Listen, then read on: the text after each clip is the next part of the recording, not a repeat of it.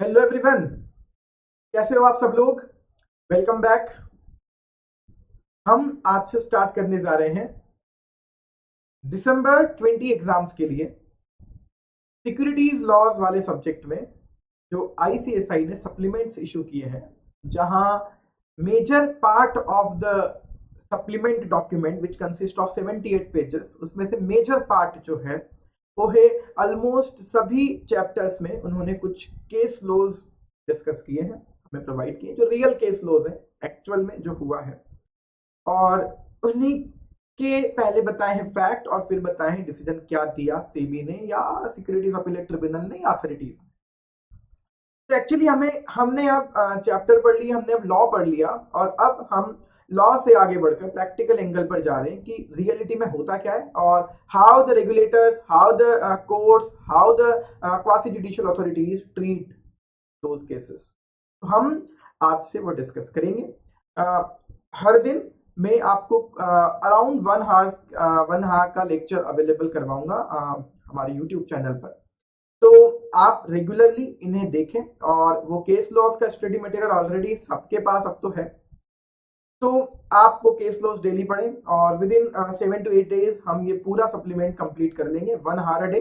और within 7 to 8 days will try कि हम पूरा सप्लीमेंट कवर कर लें with the case laws and जो भी नया इंसर्शन इन्होंने हमें अवेलेबल करवाया है। So without wasting time let's start with the first case law, chapter number 1 पे केस लॉ दिया है Pacific Finstock limited versus BSE limited.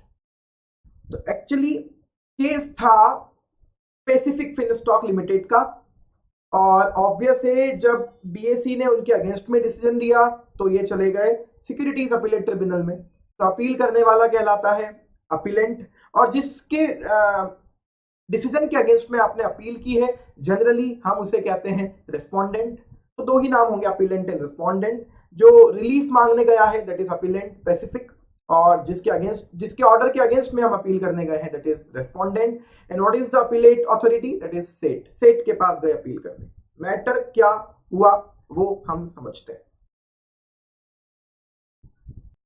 बहुत बड़ा केस है, बहुत सारे फैक्ट्स दिए हुए हैं, वो फैक्ट्स को मैं पहले थोड़ा सा समराइज कर दूं। डिसेमिनेशन बोर्ड आप ऑलरेडी जानते हो, कहीं और की लिस्टेड कंपनीज, कहीं किसी और stock exchange, specially regional stock exchanges की लिस्टेड कंपनीज, जब या तो उनका उन पर्टिकुलर रीजनल स्टॉक एक्सचेंज का फॉर एग्जांपल हो जाता है डी रिकॉग्निशन, तो जनरली फिर वो कंपनी डिसेमिनेशन बोर्ड पर लिस्टेड रहती है। मैंने जून 20 वाले अमेंडमेंट पढ़ाते वक्त भी आपको डिसेमिनेशन बोर्ड समझाया था, वो लेक्चर्स भी अभी अवेलेबल हैं। तो यही मैं उसे समराइज कर रहा हूं कि डिसेमिनेशन बोर्ड पर कंपनी किसी स्टॉक एक्सचेंज से उठकर आती है तो बीएसई पर आ गई। मैटर क्या था कि पैसिफिक फिनस्टॉक लिमिटेड नाम की कंपनी वडोदरा स्टॉक एक्सचेंज और अहमदाबाद स्टॉक एक्सचेंज पर लिस्टेड थी, ये आ गई बॉम्बे स्टॉक एक्सचेंज के डिसेमिनेशन बोर्ड पर। बहुत टाइम तक ये डिसेमिनेशन बोर्ड पर रही। सेबी ने इनको अब दो ही बातें कही, दो ऑप्शंस दिए कि या तो अब आप बॉम्बे स्टॉक एक्सचेंज के मेन बोर्ड पर लिस्ट हो जाएं या आप अपने इन्वेस्टर्स को एग्जिट अपॉर्चुनिटी प्रोवाइड करें। अब सब्सटेंशियल टाइम खत्म हो चुका है, बहुत ज्यादा टाइम दिया जा चुका, अब डिसेमिनेशन बोर्ड पर नहीं रहोगे तो या तो एग्जिट अपॉर्चुनिटी देकर डिलिस्ट करवा लें या मेन बोर्ड पर लिस्टिंग करवा लें। ठीक है, उन्होंने कहा ठीक है सर हम मेन बोर्ड पर लिस्ट करवा रहे हैं। तो पहले मई 17 में फिर जून 17 में एक अमेंडेड इन्होंने प्लान सबमिट किया कि सर हम ऐसे लिस्टिंग करवाएंगे और ये चीजें करेंगे। प्लान सबमिट किया, बट वो कहते हैं ना जब किस्मत खराब होती है, तो एक्चुअली इस कंपनी की किस्मत बहुत खराब थी, ऐसा मान सकते हैं। कर्म खराब थे या किस्मत, ये आप तय करिएगा। तो जून 17 में प्लान सबमिट किया, ठीक है। अगस्त 17 में इसे सस्पेक्टेड शेल कंपनी डिक्लेयर कर दिया गया।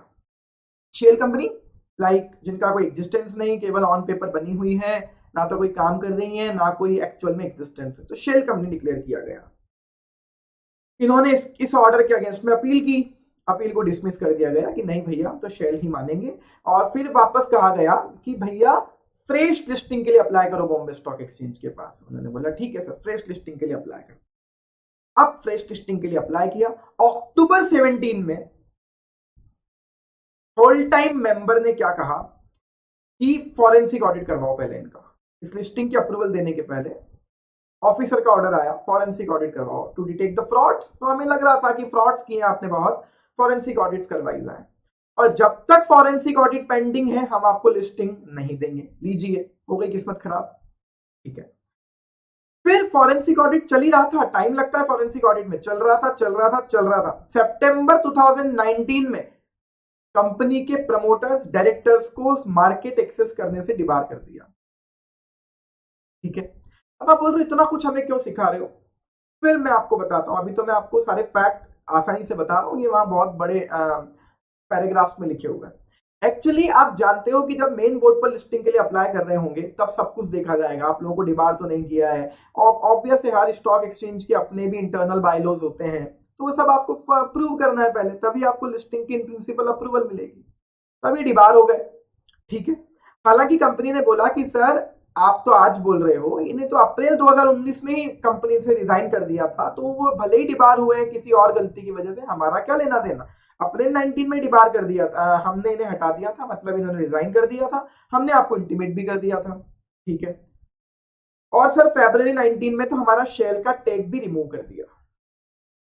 ठीक, अब हमसे पूछना है, प्रॉब्लम यह है कि जो लॉ कहती है, लॉ क्या कहता है कि हमें ये जो सारे फैक्ट हैं ये आज के देखने हैं जिस दिन लिस्टिंग की अप्रूवल देनी है, या उस दिन के देखने हैं जिस दिन इन्होंने लिस्टिंग के लिए अप्लाई किया था। सपोज कीजिए, आप समझिए इसको, लिस्टिंग के लिए जब अप्लाई किया था तब कंपनी में कुछ भी गलत नहीं था, लेकिन जब अब अप्रूवल देने की बात आ रही है तब कंपनी में गलतियां दिख रही हैं कि आपके कुछ लोगों को डिबार किया है, शेल है, ये है, वो है।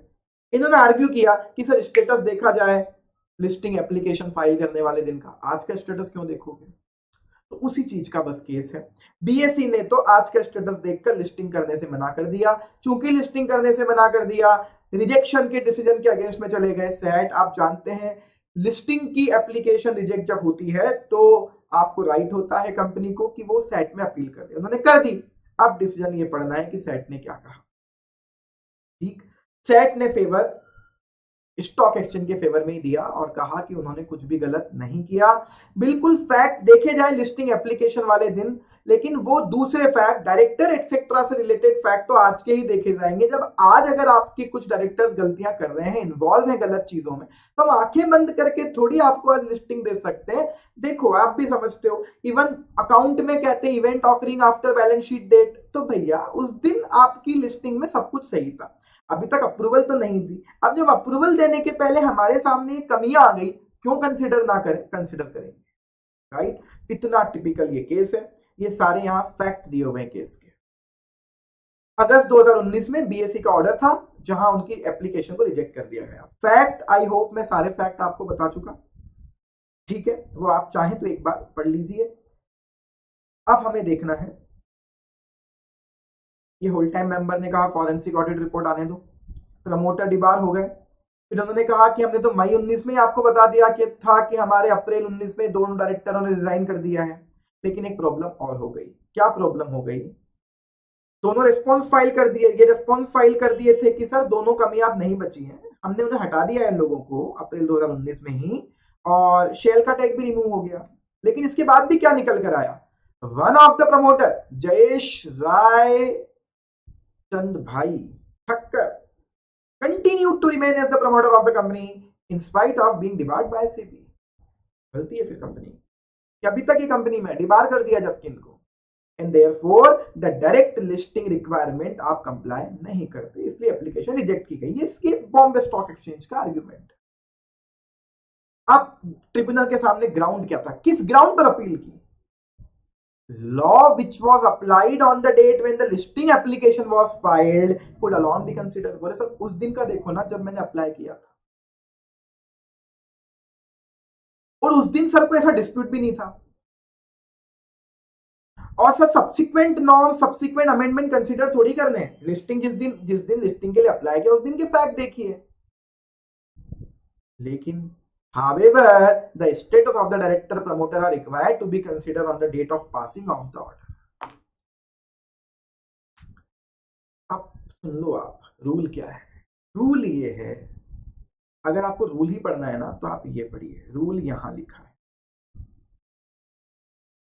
लिस्टिंग नॉर्म्स तो जिस दिन अप्लाई किया उस दिन के देखने हैं। लिस्टिंग नॉर्म्स मतलब जैसे फॉर एग्जांपल उन्होंने कहा कि अगर आपकी कैपिटल 50 करोड़ से कम है तो मेन बोर्ड पर लिस्टिंग नहीं देंगे, टर्नओवर इससे कम है, इतने साल से कम आपकी कंपनी को हुआ है, इतना प्रॉफिट होना चाहिए, इतना एबिटा है ना, इतना ईबीआईटी ये होना चाहिए। तो वो नॉर्म्स तो कब के देख रहे हैं, जिस दिन आपने अप्लाई किया। लेकिन डायरेक्टर्स और प्रमोटर का स्टेटस हम उस दिन का देखेंगे जिस दिन लिस्टिंग एप्लीकेशन का ऑर्डर पास किया जाए, जिस दिन लिस्टिंग एप्लीकेशन के ऑर्डर पर सुनवाई जारी है। Are you getting it? Are you getting it? तो जो नॉर्म्स है वो तो हम देखेंगे जिस दिन आपने अप्लाई किया, लेकिन जो डायरेक्टर्स और प्रमोटर का स्टेटस है कि वो डिबार तो नहीं है, कोई गलत काम तो नहीं किया, कन्विक्टेड तो नहीं है, वो हम आज का देखेंगे भाई, क्योंकि आज हम ऑर्डर दे रहे हैं, आज थोड़ी आंखें बंद कर सकते हैं। बैलेंस शीट वाली बात हो गई, event occurring after balance sheet date हो गया ये, राइट। तो देखिए ऑर्डर क्या है, ऑर्डर पढ़िए। और इसलिए कहा कि जब लिस्टिंग एप्लीकेशन पर ऑर्डर दिया जा रहा है उस दिन का प्रमोटर डायरेक्टर्स का अगर डिफॉल्ट आ रहा है तो फिर ये कंसिडर किया जाएगा। In the instant case, debarment was in direct conflict when the norms stipulated for considering the listing agreement. Such order of SEBI of debarment was of one of the promoter were brought to the knowledge of the company. Said listing norms were not rectified and consequently BSE has no option but to reject the listing application. तो इसीलिए इस order में कोई गलती नहीं है, appeal fail कर दी गई, डिसमिस कर दी गई सेट के। तो लिस्टिंग नॉर्म्स आप देखिए अप्लाई करने वाले दिन के, लेकिन डायरेक्टर्स और प्रमोटर का status with respect to debar qualification etcetera हम देखेंगे जिस दिन ऑर्डर दिया जा रहा है उस दिन। इंटरेस्टिंग, ठीक। चलिए केस 2 पर चलते हैं। ये तो बहुत पॉपुलर केस हुआ, कार्वी स्टॉक ब्रोकिंग लिमिटेड। इन्होंने कांड भी कुछ ऐसे ऐसे किए थे, और ये था कावी वर्सेस नेशनल स्टॉक एक्सचेंज। अब कावी की प्रॉब्लम क्या थी वो भी आप समझिए क्या हुआ। एक्चुअली बहुत सारे नॉन कंप्लायंसेस की वजह से कावी की नेशनल स्टॉक एक्सचेंज ने मेंबरशिप को सस्पेंड कर दिया। ठीक है, अब सस्पेंड कर दिया तो इस ऑर्डर के खिलाफ अपील करने चले गए सिक्योरिटीज अपीलेट ट्रिब्यूनल में। तो क्या हुआ इसमें, नेशनल स्टॉक एक्सचेंज के जो बायलॉज बने हुए हैं with respect to suspension of the trading, उसका रूल नंबर 13 ये कहता है कि अगर नेशनल स्टॉक एक्सचेंज ने आपकी मेंबरशिप को अगर सस्पेंड किया है, नेशनल स्टॉक एक्सचेंज ने अपने ट्रेडिंग मेंबर्स ब्रोकर्स की मेंबरशिप को सस्पेंड किया है, तो रूल 13 AD कहता है कि तब वो अग्रीव्ड पर्सन अप्रोप्रिएट अथॉरिटी के पास जाए अपील करने। और हम वक्त वक्त पर बता देंगे अप्रोप्रिएट अथॉरिटी कौन, और जनरली वो अप्रोप्रिएट अथॉरिटी क्या होती है, इन्हीं नेशनल स्टॉक एक्सचेंज का बोर्ड या फिर सेबी। ठीक है, अब आप समझ गए होंगे इनसे गलती क्या हुई, ये अपील करने कहां चले गए, सेट में नहीं जा सकते। जब रूल कह रहा है कि आप अपील, इसका मतलब आप क्या सीखे कि हर जगह अपील करने का, देखो मैं तो हर बार क्लास में बोलता हूं, अपील आपका कॉन्स्टिट्यूशनल पावर नहीं है, अपील लेजिस्लेटिव पावर है। लॉ ने कहा है तो अपील कर सकते हो, लॉ ने कहा है उसके पास जाकर अपील कर सकते हो, लॉ ने कहा है उतने दिन में जाकर अपील कर सकते हो। कॉन्स्टिट्यूशनल पावर तो रिट है, राइट। तो फिर जब लिखा है कि आपको पावर है अपील का, तो वहां जाओ ना जिस अथॉरिटी के पास अपील करनी है, that is appropriate authority according to the NSC. Board के पास जाओ, सेबी के पास जाओ, ये चले गए सेट ने बोला हमारे पास मत आओ, अपील रिजेक्ट कर दी और कहा कोई बात नहीं, आप वहीं जाओ जहां आपको अपील कर। फिर इनका आर्ग्यूमेंट एनएससी के बीएस कार्बी वालों का आर्ग्यूमेंट, कार्बी वालों के काउंसलर मतलब ऑब्वियस उनके एडवोकेट्स का आर्ग्यूमेंट कि सर वो इमीडिएटली नहीं सुनेंगे हमारी अपील। तो सेट ने कहा भाई साहब हम बोल देते हैं उनको कि इमीडिएटली सुनेंगे। बोले सर हमको उनसे कुछ डॉक्यूमेंट्स भी चाहिए, तो सेट ने कहा उनको बोल देंगे ना तुम्हें डॉक्यूमेंट्स दें, इसके लिए बिल्कुल जो होना चाहिए वो होगा, आप अपील उन्हीं के पास जाके। और अगर वो अपील में डिले कर रहे हैं, अपील के ऑर्डर को देने में डिले कर रहे हैं, तो फिर ये जो ऑर्डर है उस पर स्टे मान लिया जाएगा कि फिर ऑर्डर का कोई मतलब नहीं जब आप अपील ही नहीं सुन रहे हो। तो बोले हम सब आपके फेवर में कर सकते हैं, अपील वहीं करो जहां लिखा हुआ है, राइट। ऐसा भी होता है, ठीक है। तो कावी की मेंबरशिप सस्पेंड की नॉन कंप्लायंस की वजह से, अपील की सेट में, अपीलेंट कहेंगे कावी को, रेस्पोंडेंट कहेंगे एनएसी को, ये तो अब आप जान ही चुके हो। ठीक है, तो ये पूरा केस है। एप्लीकेंट क्वैश चाहता था कि जो ऑर्डर है वो क्वैश कर दो। ऑर्डर क्या था कि सर हमारी मेंबरशिप इन्होंने सस्पेंड कर दी है। ठीक है, जब सुना उनको तो यस अपीलेंट को रेमेडी है कि वो अपील कर दे, बट कहां है, रेलिवेंट अथॉरिटी के पास। इसीलिए सेट को कोई कारण नहीं लगता कि आप यहां अपील करने आ गए। क्यों एंटरटेन करें आपकी अपील को, क्यों अथॉरिटीज को आपको बाईपास करना है। ठीक है, नहीं सुनेंगे हम। तो काउंसिलर ने क्या कहा, learned senior counsel for the respondent क्या सबमिट किया कि sir appeal filed by the appellant with the respondent they would be heard expeditiously. Okay, respondent के काउंसिल ने कहा, मतलब एनएससी वालों ने कहा कि हमको बोलो, हमारी अथॉरिटी के पास जाके अपील करें, हमें सुनेंगे, इनको एक्सपीडिशियसली सुनेंगे, जल्दी सुनेंगे। क्यों रूल को बाईपास किया जा रहा है। ठीक है, अपीलेंट के काउंसिल ने क्या सबमिट किया, अपीलेंट का काउंसिल कहता है कि अपीलेंट में be provided with liberty to seek document from the respondent. Sir इनसे बोलो हमें डॉक्यूमेंट दें।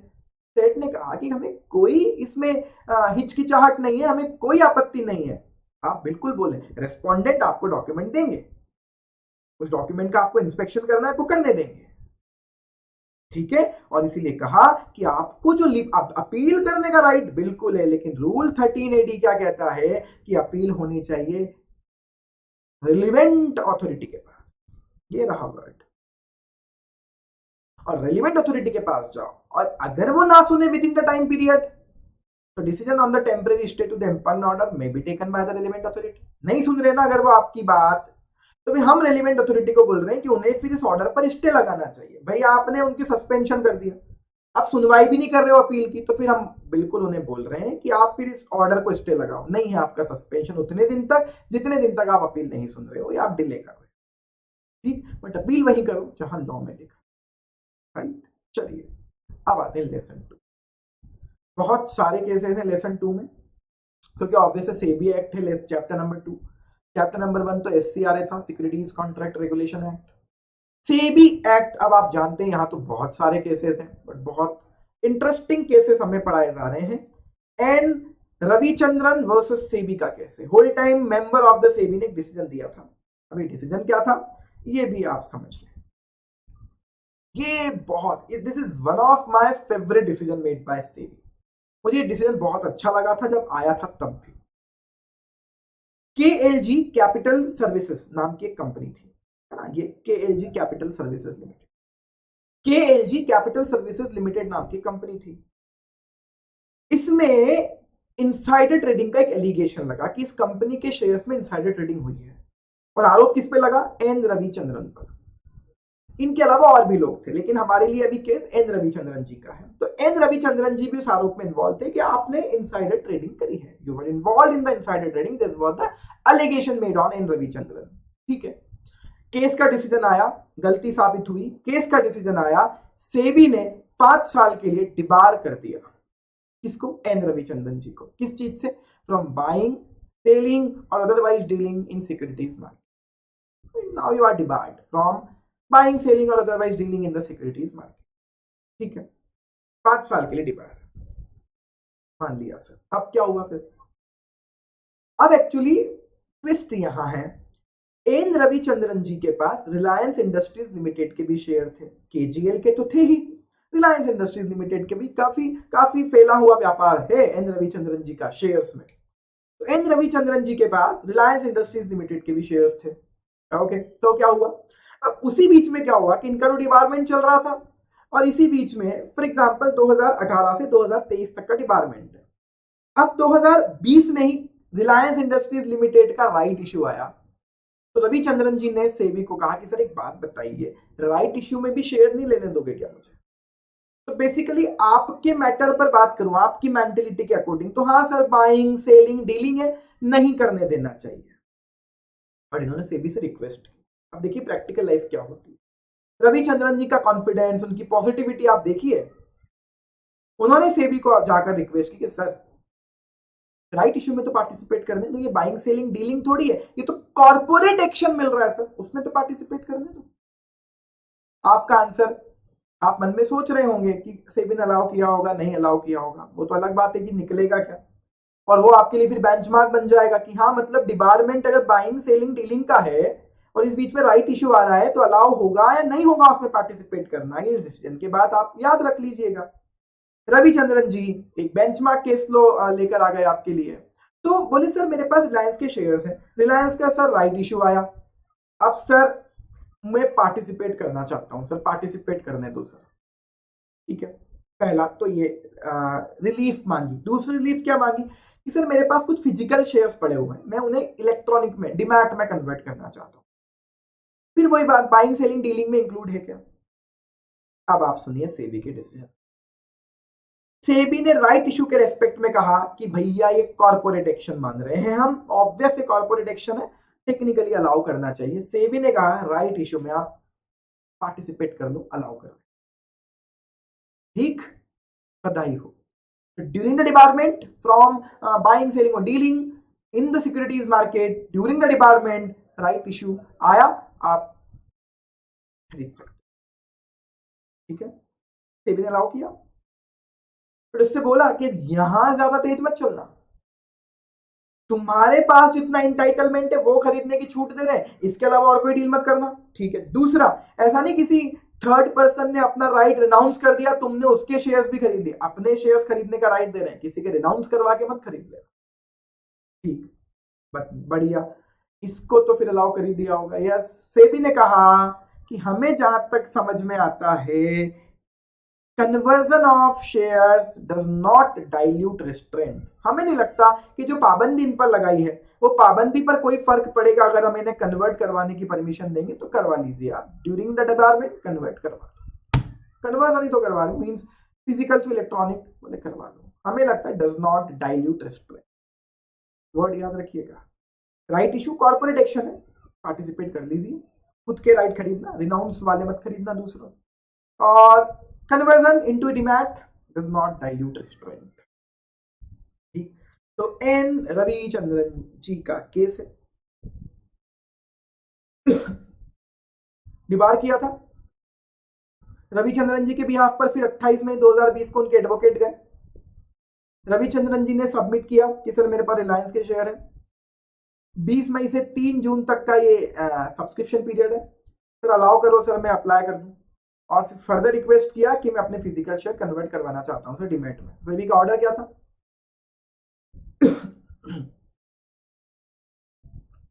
बोले ये तो यार एक कॉर्पोरेट बेनिफिट अवेल करना है, हम ये मान रहे हैं कॉर्पोरेट बेनिफिट है ये, और कन्वर्जन कोई रिस्ट्रेंट डाइल्यूट नहीं करे। सेबी ने रिलैक्सेशन दिया फॉलोइंग ग्राउंड पर, फॉलोइंग कंडीशंस लगाकर, क्या? राइट इशू में पार्टिसिपेट करना, हालांकि आप दूसरों के रिनाउंस किए हुए शेयर नहीं खरीद सकते, खुद का जितना इंटाइटलमेंट है वो आप अप्लाई करो। फिजिकल शेयर्स के लिए 3 महीने में कन्वर्जन करवा लेना, और इन दोनों काम के अलावा कोई और काम मत करो जब तक कि डिपार्टमेंट पीरियड खत्म ना हो जाए। ठीक, रविचंद्रन जी का केस सुनकर आपको अच्छा लगा होगा, चलिए उस अच्छाई को बने रहने दीजिए। नेक्स्ट केस, नरेंद्र सिंह तंवर, और ये थे proprietor capital true financial services. क्या थी capital true financial services? Actually नाम सुन के लग रहा होगा आपको इन्वेस्टमेंट एडवाइजर है, और आप जानते हैं इन्वेस्टमेंट एडवाइजर के तो कर्म कांड ही खत्म नहीं हो रहे हैं। सबसे ज्यादा मेरे ख्याल से परेशान सेबी को अगर किसने किया है ना तो इन्वेस्टमेंट एडवाइजर्स ने, इनकी वजह से फिर इन्वेस्टमेंट एडवाइजर्स के रजिस्ट्रेशन के रूल्स लेकर आए, रेगुलेशन 2013 लेकर आए, कितना कुछ किया, ये कम होने का नाम नहीं। इन्वेस्टमेंट एडवाइजर्स 2 दिन में 15 दिन में पैसा डबल करने वाले लोग, बहुत इंटरेस्टिंग है, और ये पैसा डबल छोड़ो उन्होंने क्या स्कीम दी थी, आपको भी मजा आ जाएगा सुनकर। 15 दिन में पैसा डबल पुराना हो गया। ठीक, ये फिर हेरा फेरी है, क्या हेरा फेरी का भी ये 5वां लेवल है शायद, बियॉन्ड योर माइंडसेट। क्या हुआ एक्चुअली, क्या हुआ, इन्होंने अपने क्लाइंट को कहा कि 20,000 रुपए दो, कितने? 20,000 रुपए दो, और मैं आपको 4-4.25 महीने में 29 लाख रुपए करके दूंगा। आपको लग रहा होगा सर भांग पीकर आए हो क्या, क्या बोल रहे हो? अब ये पूछना आपको इनसे चाहिए कि भाई कौन सी ड्रग्स लेते हो यार, ये क्या करते हो, हमें भी तो बताओ जरा, कौन सी ड्रग्स है ये? बॉलीवुड वालों को बताओ, या फिर 20,000 रुपए दो, 29 लाख रुपए ले लेना, 28,80,000 रुपए कमा के दूंगा 4 महीने और 10 दिन में। गजब भाई साहब। उनको ये अश्योरेंस दिया गया है, नरेंद्र सिंह तंवर जी ने अश्योरेंस दिया। नरेंद्र सिंह तंवर जी कौन है? कैपिटल ट्रू फाइनेंशियल सर्विसेज के proprietor. Capital true financial service क्या है? एक रजिस्टर्ड इन्वेस्टमेंट एडवाइजरी फर्म थी, प्रोपराइटरशिप फर्म थी। नरेंद्र सिंह जी उसके प्रोपराइटर थे। 20,000 दो, 29 लाख दूंगा 4 महीने में। ठीक है भैया। इस अश्योरेंस की वजह से क्लाइंट को बोला कि बदले में हम करीब 4,47,200 रुपीज की फीस लेंगे, 4,47,000 रुपए की फीस लेंगे। ठीक है, ले लो। जिसमें से उसने एडवांस 1,30,000 रुपए बोली पहली इंस्टॉलमेंट, तो फीस की आप अभी दे दो, 1,30,000 अभी दे दो। ठीक है, दे दिए, भर्ती, काम चालू। अब क्या हुआ, उसने 20,000 रुपए इन्वेस्टमेंट किए, उस गरीब को अगले ही दिन लॉस हो गया। वो कहता है मैं नहीं खेल रहा, और मैं नहीं खेल रहा तो मेरा बेट वापस करो। ठीक है, 1,30,000 रुपए वापस करो, मेरे पैसे वापस दो, मैं नहीं खेल रहा। ठीक है, इसने पैसे वापस नहीं दिए। अच्छा, वही बात, फोन उठाना बंद कर दिया।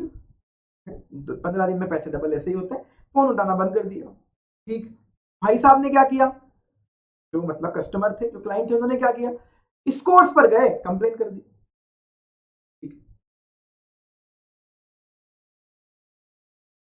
सेबी ने स्कोर्स वाले सिस्टम से उन्हें बोल दिया कंप्लेन का रिस्पॉन्ड करो, एक्शन टेकन रिपोर्ट फाइल करो। स्कोर सबने पढ़ा, एटीआर का रेफरेंस आता है वहां।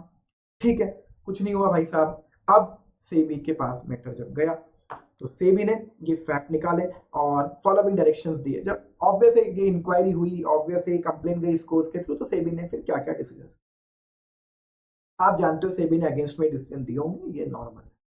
Certificate of registration cancel, suspend वस्पेंड नहीं, कैंसल कर मारा। ठीक, सीज और डिसिस्ट कर दिया। सीज रोक देना, आगे भी काम करने से मना कर देना, अब तुम इन्वेस्टमेंट एडवाइजर का काम नहीं कर पाओगे। Cease and desist. ठीक, अपने लेटर हेड कहीं पर भी अब से इन्वेस्टमेंट एडवाइजर वर्ड यूज मत करना, क्योंकि तुम्हारा रजिस्ट्रेशन कैंसिल है। सीज एंड डिसिस्ट कर दिया, इन्वेस्टमेंट एडवाइजर मत बताना अपने आप को अब। ठीक है, और कैपिटल मार्केट एक्सेस करने से मना कर दिया 2 साल तक। ओके, और 2 साल तक अपनी होल्डिंग में कुछ भी नहीं कर पाओगे, अपनी होल्डिंग भी नहीं बेच पाओगे, कुछ नहीं कर पाओगे, इंक्लूडिंग जो तुमने म्यूचुअल फंड की यूनिट्स खरीदी हुई है वो सब फ्रॉज हो गई, फ्रीज कर दी सेबी।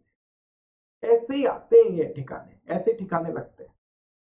ठीक, तो आप कभी कभी फोन ना उठाए इन्वेस्टमेंट एडवाइजर, अपने गर्लफ्रेंड बॉयफ्रेंड नहीं, तो आप सेबी को इस कोर्स पर जाओ, कंप्लेन करो। अब गर्लफ्रेंड फोन नहीं उठा रही तो उसका तो कोई और तरीका आपको ढूंढना पड़ेगा, उसका कोई इलाज नहीं। Next point number 3, beckons industries limited. ये भी कुछ जादूगर निकले ये लोग। इन्वेस्टर्स को बताया जीडीआर आ रहा है, जीडीआर का इशू। बड़ी बातें, बड़े बड़े लोग बड़ी बड़ी बातें कर दी बेकन्स इंडस्ट्रीज लिमिटेड के कुछ लोगों ने। ओके, हुआ क्या, ये बेकन्स इंडस्ट्रीज लिमिटेड ने काम जीडीआर इशू कर रहे हैं, जीडीआर फॉरेन में। बोले कितना नाम होगा फॉरेन में, फॉरेन वाले भी जानेंगे, जीडीआर इशू कर रहे हैं, कंपनी कितनी बढ़िया हो जाएगी हमारी। चढ़ा दिया लोगों को, सपने दिखा दिए, लोगों ने इन्वेस्टमेंट भी कर दिए होंगे उनके भरोसे। जीडीआर इशू हो रहे, जीडीआर पैसा आएगा, जीडीआर इशू होंगे तो कंपनी में पैसा भी आएगा, देखो कंपनी फिर आगे भी चलेगी, पैसा आएगा तो और बढ़ेगी कंपनी। लोगों ने सोचा वाह यार जीडीआर आ रहे हैं, कंपनी बढ़ेगी, नया पैसा आ रहा है, फॉरेन के लोग ही खरीद रहे हैं, अपन भी खरीद लेते हैं, फ्यूचर में शेयर्स की प्राइस बढ़ेगी, सब हो गया। ठीक, अब रियलिटी क्या थी वो सुनिए। रियलिटी थी ये थोड़ी सी टिपिकल रियलिटी है। थोड़ा सा पेशेंस रख के सुनना, दिल थाम के बैठना। बेकन्स इंडस्ट्रीज लिमिटेड क्या था भाई साहब? सर ये क्या आपने चार्ट बना रखा है, क्या है ये, क्या है ये, जिगजैग है क्या है? एक्चुअली क्या हुआ, बेकन्स इंडस्ट्रीज लिमिटेड ने जीडीआर इशू किया। लोगों को बताया जीडीआर इशू हो रहे हैं, जीडीआर इशू हो रहा है, पैसा आएगा, कंपनी अच्छी चलेगी, फॉरेन में इशू हो रहा है। ठीक है, रियलिटी क्या थी, इनके जितने भी जीडीआर इशू हुए ना, जितने भी जीडीआर इशू हुए वो एक ही पार्टी ने खरीदे, जय हो महाराज की, विंटेज एफजेडई। इस एंटिटी ने सब्सक्राइब किए थे पूरे जीडीआर। ओके, बड़ा पोस्टर निकला हीरो नहीं, खोदा पहाड़ निकली चुईया। विंटेज एफजेडई ने ही खरीदे थे सारे शेयर्स, जीडीआर, सारे जीडीआर एक ही ने खरीदे। ये कौन इनके ऊपर ऐसा मेहरबान हो गया? नहीं, ये मेहरबान नहीं हुआ, डील कुछ और थी। क्या थी sir deal? Actually vintage FZE ने यूरम बैंक से एक लोन लिया हुआ था। ओके, अब ये यूरम क्या होता है sir? European American investment bank को शॉर्ट में यूरम कहते हैं। ओके, ये ऑस्ट्रियन प्राइवेट बैंक है, ओके, मतलब वो यूरोप वाले, ठीक है, तो यूरम बैंक। तो एक्चुअली विंटेज एफजेडी ने यूरम बैंक से एक लोन लिया था, ठीक है। यूरम बैंक से लोन लिया था तो हुआ क्या कि उस लोन की गारंटी बैकस इंडस्ट्रीज लिमिटेड ने दी थी। क्या दिमाग होता है लोगों में। यूरम बैंक से लोन लिया विंटेज एफजेडी ने, तो उस लोन की गारंटी दी थी बैकस इंडस्ट्रीज लिमिटेड ने, ठीक है। अब बैकस इंडस्ट्रीज लिमिटेड ने गारंटी तो दे दी, कंपनी की शर्त थी, बैंक की शर्त होगी कि भैया गारंटी तो ठीक है, कुछ पैसा डिपॉजिट करके रखो यहां तो ही हम गारंटी मानेंगे। इसने लोन चुका दिया, पैसा तुम ले जाना, लोन नहीं चुकाएंगे तो पैसा हमारा, गारंटी दे रहे हो ना, पैसे रखो। तो दिमाग क्या लगाया कि जीडीआर इशू करो विंटेज एफजेडी को। विंटेज एफजेडी से आया पैसा और ये अमाउंट आया ही नहीं बैकेंस के पास, कंपनी के पास ये अमाउंट आया, लेकिन एक्चुअली कंपनी ने अमाउंट डिपॉजिट कर दिया यूरम बैंक में एज ए गारंटी, सिक्योरिटी। क्या हो रहा है, ये क्या चल रहा है, क्या कर रहे हैं? ढंग से सुनो, यूरम बैंक से लोन लिया विंटेज एफजेडी ने, विंटेज एफजेडी के लोन की गारंटी दे दी बैकन्स इंडस्ट्रीज लिमिटेड ने। अब बैकन्स इंडस्ट्रीज लिमिटेड ने क्या मैकेनिज्म यूज किया कि जीडीआर इश्यू किए विंटेज को, विंटेज ने पैसा लगाया जीडीआर में, जीडीआर के लिए पैसा दिया कंपनी को, कंपनी ने वो पैसा उठाकर यूरम बैंक को दे दिया कि कंपनी को खर्चा हो गया कि नहीं नहीं, डिपॉजिट रख दिया यूरम बैंक में एज ए गारंटी, गारंटर हो ना। और कंडीशन क्या थी कि अगर विंटेज एफजेडी हमारा पैसा चुका देंगे, यूरम बैंक क्या कहेगा बैकन्स से कि अगर विंटेज एफजेडी हमारा लोन चुका देंगे ये पैसा तुम ले जाना। मतलब कंपनी के पास तो पैसा तब तक नहीं है जब तक ये लोन रीपे ना हो जाए, कंपनी का पैसा ही नहीं। तो अल्टीमेटली कंपनी को तो एक्चुअल में कुछ पैसा ही नहीं मिला, जीडीआर के थ्रू कोई पैसा नहीं आ रहा था। ढंग से सोचिए, जीडीआर के थ्रू कोई पैसा नहीं आ रहा है, ये तो मैकेनिज्म है यूरम बैंक को गारंटी देने के लिए, पैसा यूज कर लिया वो वाला, अल्टीमेटली कंपनी में तो कुछ हुआ ही नहीं। ठीक, अब देखिए डिसीजन क्या है, मैटर क्या था, सेबी को गुस्सा क्यों आया? सेबी का कहना है कि भाई साहब आपने कुछ भी डिस्क्लोज नहीं कर रखा है, पब्लिक को तो केवल क्या बता रहे हो कि जीडीआर इशू हो रहे हैं, जबकि रियलिटी कुछ और है। सेबी का क्या कहना है कि भाई साहब इंफॉर्मेशन डिस्क्लोज करनी चाहिए, आप बड़ी कंपनी हो, लिस्टेड कंपनी हो, और ना केवल डिस्क्लोज करनी चाहिए, टाइमली डिस्क्लोज करनी चाहिए, तभी तो रेगुलेटर का और पब्लिक का पर्पस सर्व होगा। टाइमली डिस्क्लोजर भी एक एसेंशियल पार्ट है, और इसी से तो हम इन्वेस्टर्स के अगेंस्ट में जो काम किए जा रहे हैं उन्हें प्रिवेंट कर सकते हैं। अरे वो इन्वेस्टमेंट डिसीजन गलत है इन्वेस्टर्स के, अगर आप छुपा रहे हो चीजें तो बस यही केस था। फैक्ट ऑफ द केसेस ये आप पढ़ पाएंगे। बैकन्स इंडस्ट्रीज लिमिटेड फ्रॉडुलेंट अरेंजमेंट किया जीडीआर के सब्सक्रिप्शन को लेकर, इन्वेस्टर्स के इंटरेस्ट में नहीं था कुछ भी। नोटिस सी मतलब यही, बैकन्स defraud the Indian investor, yes. एक प्लेज एग्रीमेंट किया है अपने तो उसके साथ में कि हम यस हमारा आप प्लेज करो उनके पास, मतलब आप लोन लो, गारंटी हम देंगे। तो एक पहले प्लेज एग्रीमेंट किया जीडीआर सब्सक्रिप्शन को लेकर, और उससे इंडियन इन्वेस्टर्स को आपने इंड्यूस किया कि बिल्कुल हमारा तो बहुत अच्छे शेयर हो जाएंगे, अब जीडीआर आ रहे हैं हमारे तो ये हो रहा है वो हो रहा है, पैसा आएगा तो शेयर्स की प्राइस बढ़े, पैसा आएगा तो बड़ा बिजनेस करेंगे। पैसा है कहां, आया कहां? पैसा तो ले देकर आपने डिपॉजिट में रख दिया, आया पर डिपॉजिट चला गया, तब तक नहीं है वो पैसा आपका जब तक वो लोन ना चुका दे। कहीं ना कहीं आप डेलीबरेटली, आप जानबूझकर फॉल्स और मिसलीडिंग स्टेटमेंट दे रहे हो। एक्टिवली आपने इंफॉर्मेशन सप्रेस की है, कॉन्सील की है मटेरियल फैक्ट। यस, जबकि फैक्ट तो ये है कि जीडीआर का जो इशू है वो just facet to create underlying equity share without receipt of consideration. Yes, consideration कहां आया? फैक्ट से तो ये समझ में आ रहा है। अच्छा, इसमें फैक्ट एज इट इज लिखे हुए नहीं जो मैंने आपको बताया, पर इसको ये मत मान लीजिएगा कि मैंने फैक्ट आपको कुछ तो भी बता दी, मैं रियल फैक्ट ही आपको बता रहा हूं। इन्होंने एक्चुअल फैक्ट तो पूरे तो लिखे ही नहीं फैक्ट, इसलिए मैंने आपको वहां केस अच्छे से समझाया। तो पर्टिकुलरली एविडेंट है कि जो एंटायर प्रोसीडिंग ऑफ जीडीआर है वो आपने यूरम को ट्रांसफर कर दी एज ए कोलेट्रल। यस, यही मैंने आपको बताया। टू द लॉन, क्यों कोलेट्रल रखी? For the loan taken by Vintage FZD, जिसने आपके जीडीआर सब्सक्राइब किए। तो अल्टीमेटली वो तो एक तरह का ट्रांसफर है। Such amount was ultimately transfer to the noticees Indian bank account, और जब तक वो पैसा ना चुका दे लोन, जब तक ये पैसा आपके पास नहीं आएगा। एंटायर स्कीम डिफ्रॉड है, डिसेप्टिव है, अल्टीमेटली मैनिपुलेटिव है, डेलिबरेटली आपने झूठ बोला है, स्टॉक एक्सचेंज तक को आपने चीजें नहीं बताई। Such a conduct by listed company erodes the trust and confidence of investors। और कहीं ना कहीं सिक्योरिटीज मार्केट की इंटीग्रिटी पर आपने क्वेश्चन मार्क किया, फिर उसको थ्रेट किया इंटीग्रिटी को। इसीलिए इसको स्ट्रिक्टली डील करेंगे, और सेबी ने इससे अच्छा खासा फ्रॉड मानकर अच्छी खासी पेनल्टी लगाई। कहा बैकन्स ने डेलिबरेटली, जानबूझकर, एक्टिवली इंफॉर्मेशन छुपाई, और इसीलिए इसे लीनियंटली नहीं लिया जा सकता। क्या किया? पेनल्टी का अमाउंट देख रहे हो, 10 करोड़ रुपए की पेनल्टी लगाई। क्या आरोप था? कि आपने जीडीआर फ्रॉडुलेंट तरीके से इशू, और ये बातें आपने स्टॉक एक्सचेंज इन्वेस्टर्स किसी को नहीं बताई। इसलिए कहीं ना कहीं सेबी एक्ट का वायलेशन है, फ्रॉडुलेंट ट्रेड प्रैक्टिस है, और फ्रॉडुलेंट ट्रेड प्रैक्टिस है, सेबी एक्ट का वायलेशन है, 10 करोड़ रुपए की पेनल्टी। तो ये था बैकन्स वाला केस।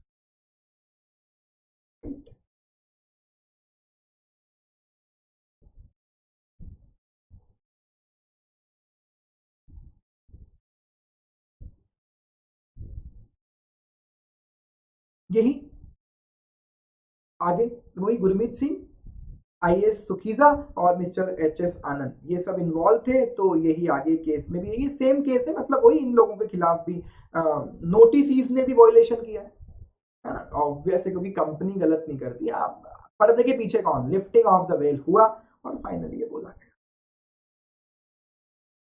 अशलर कमोडिटीज लिमिटेड का केस बस, अशलर कमोडिटीज प्राइवेट लिमिटेड का केस बस, और फिर हम इसे खत्म करते हैं आज के डिस्कशन। अशलर कमोडिटीज वाले केस में क्या हुआ? एक्चुअली ये कंपनी थी जो सिक्योरिटीज में डील करती थी। अब क्या समझ में आया सेबी को कि इस कंपनी ने ना कुछ 530 शेयर्स में डील की, 530 कॉन्ट्रैक्ट किए, सॉरी, इसमें से 528 कॉन्ट्रैक्ट नॉन जेन्युइन निकले। क्या बात कर, कैसे सर? मैं बताता हूं क्या होता है सिक्योरिटी मार्केट का यूज। क्या आप शेयर्स खरीदो बेचो? क्यों खरीदता बेचता है कोई व्यक्ति शेयर्स? क्या है बेसिक? अदरवाइज फ्रॉड मानेंगे। क्या है basic? What is the genuine purpose? To make the profit. But अगर आप प्रॉफिट की जगह कोई व्यक्ति इतना बुरी हरकत करता हुआ दिख जाए कि उसको जबरन में लॉस हो रहा है, फिर भी वो लॉस करवा रहा है, तो क्या बात कर रहे हो? हाँ, क्यों? इन्होंने पकड़ी एक इनएक्टिव कंपनी जिसके शेयर्स थिनली ट्रेडेड है, इनफ्रीक्वेंटली ट्रेडेड शेयर, ट्रेडिंग नहीं होती। उस कंपनी के शेयर्स में सडनली सेबी को दिखा कि जबरदस्त ट्रेडिंग हो रही है। वो ट्रेडिंग कैसे हो रही है? वही मार्केट मेकिंग, पर मार्केट मेकिंग मर्चेंट बैंकर से करवाओ। शेयर्स में आपको लिक्विडिटी लानी है, सेबी आपको बोलती है मार्केट मेकिंग वाला नॉर्म्स यूज करो, रेगुलेशन यूज करो। आपने वो तो यूज नहीं किए, फिर क्या किया? एक सामने पार्टी बिठाई, किसने? इस अशलर कमोडिटीज प्राइवेट लिमिटेड ने सामने एक पार्टी बिठाई। सामने मींस एक अपोजिट पार्टी, और डेली बेसिस पर 530 कॉन्ट्रैक्ट जो हमने करे, डेली बेसिस पर उन्हें बेच रहे, उनसे खरीद रहे, बेच रहे, खरीद रहे। अच्छा, मतलब मतलब उस अपोजिट पार्टी से शेयर खरीदे, with in fraction of second आपने उसे बेच भी दिया, सब्सटेंशियल डिफरेंस करके। अच्छा, ताकि मार्केट में क्या लग रहा है, अरे कभी कंपनी की शेयर 20 पर खरीदे, 22 पर बिके, 25 पर खरीदे, 30 पर बेच रहे, ट्रेडिंग तक दिख रही है लोगों को। बट रियलिटी में क्या निकला? 2 ही लोग हैं, यही इनसे खरीद रहा है, यही बाद में सब्सटेंशियल प्राइस चेंज करके इसे बेच भी रहा है। सामने वाला पागल है क्या? सामने वाले प्रूव कैसे करेगा कि 2 मिनट पहले तूने जिस शेयर को 20 रुपए पर बेचा, 3 मिनट बाद तूने उस शेयर को 21 रुपए पर, 22 रुपए पर, 23 रुपए पर खरीद लिया। ये नॉन जेन्युइन ट्रेड है, नॉन जेन्युइन ट्रेड। पर्पस केवल क्या था? इन्वेस्टर्स के साथ फ्रॉड करना। पर्पस था इन्वेस्टर्स को गलत फहमी में रखना कि शेयर्स की में ट्रेडिंग हो रही है, एक्टिवली ट्रेडेड बना देना कंपनी को, जबकि ट्रेडिंग एक्चुअल में है नहीं। ये गलत कहा। ठीक है, तो लिखा है बोल्ड लेटर तो आप समझ चुके होंगे, अब तक आपने पढ़ा होगा। प्री प्लान तरीके से रिवर्स ट्रेड कर करके लॉस कमा रहे हो, तो लॉस किसको होगा? अरे भाई 20 में मैंने जिससे खरीदा उसको 23 में बेच रहा हूँ, 23 में जिसको पहले बेचा उससे अब 18 में खरीद रहा हूँ, ये लॉस ही तो हो रहा है उसको। क्यों डेलिबरेटली लॉस कर रहे हो? इंडल्ज हो आप गलत तरीके से ट्रेड करने। अल्टीमेटली आप क्या कर रहे थे? जिस कंपनी के शेयर्स में डील नहीं हो रही थी उसमें केवल रिवर्स ट्रेड कर करके सेम पार्टी से आपने 2 करोड़ शेयर्स का वॉल्यूम बढ़ा दिया, 527 कॉन्ट्रैक्ट करके 2 crore 87 lakh, 2 crore 87 lakh, 13,000 artificial volume create कर दिया। हर्षद मेहता देखकर बैठे हो आप, छोड़ो हर्षद मेहता, तो नए नए इकट्ठे हो रहे हैं।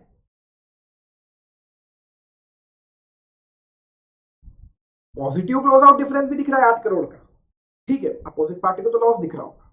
Trade enters by the notice, problem ये नहीं कि तुम्हें प्रॉफिट हो रहा है, प्रॉब्लम ये है कि same day with in few minute आप सेम काउंटर पार्टी से सब्सटेंशियल प्राइस चेंज के साथ डील कर रहे हो।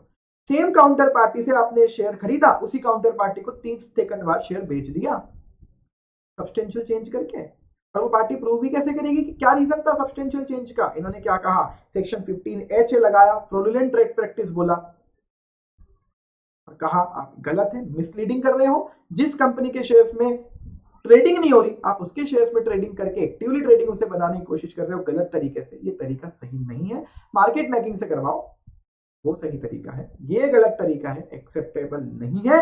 और फाइनली उस पर पेनल्टी लगाई गई, उस 84 लाख की पेनल्टी लगाई गई अशलर कमोडिटीज प्राइवेट लिमिटेड। आज के लिए इतना ही। GP Shah investment private limited and others versus SEBI के केस को डिस्कस करेंगे नेक्स्ट लेक्चर से। बने रहिए साथ में, विद इन 5 to 7 लेक्चर्स हम ये कंप्लीट करेंगे इसी तरीके से। तो सी यू सून, मिलते हैं फिर कल नए लेक्चर के साथ। Thank you so much.